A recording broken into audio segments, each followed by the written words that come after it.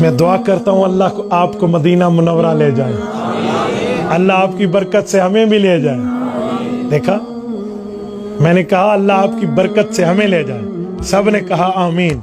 ابھی میں کہتا نا حضور کی برکت سے لے جائے تو کچھ لوگوں نے کہنا تھا وسیلہ شرک ہے۔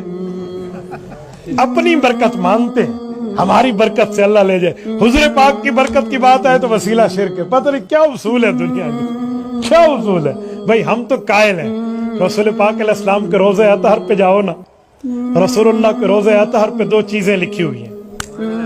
میرا عنوان نہیں ہے، میں بات عظمت پر کر رہا ہوں، لیکن ایک ٹچ دے رہا ہوں اس عقیدے کو۔ رسول پاک کے روضے پر 4 اشعار لکھے ہیں، 2 دائیں طرف 2 بائیں طرف۔ جو 2 دائیں طرف ہیں حضور کے روضے کی ستون پر ہے، جو جا چکے ہیں وہ دیکھ چکے ہیں، ورنہ آج بھی گوگل پہ سرچ کرے تو آپ کو وہ تصاویر نظر آئے۔ یا خیر من دفنت بالکائی اعظمہ فطاب من طیبہن الکاء والاکم، 2 اس طرف ہیں۔ نفس الفداء لقبر انت ساکنہ فیہ الافاف وفیہ الجود والکرم۔ پہلا کیا کہا؟ یا خیر من دفنت بالکائی اعظمہ، اے زمین، اے وہ جگہ ہم تیرے رتبے پہ قربان جائیں، تم نے اپنے اندر پیغمبر کو سمایا ہوا۔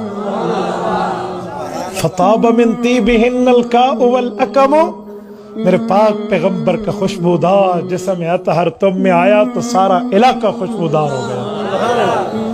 2 شعر اگلے ہیں۔ نفس الفداء لقبر انت ساکنہ، میری جان قربان اس قبر پہ جس قبر میں آپ زندہ سلامت تشریف فرما۔ ساکن ہے، ساکت نہیں ہے۔ ایک ہوتا ہے ساکت بالکل بغیر حس و حرکت، ایک ہوتا ہے ساکن۔ ساکن کس کو کہتے ہیں؟ زندہ کو۔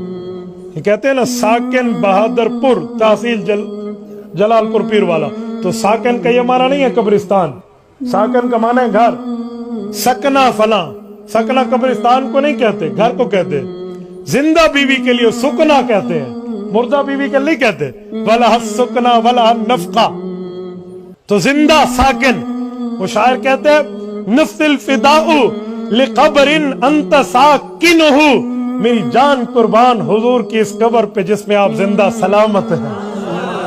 فیہ الافاف وفیہ الجود والکرم، آپ جیسے دنیا میں سخی ہیں، آپ کی سخاوت آج بھی برقرار ہے۔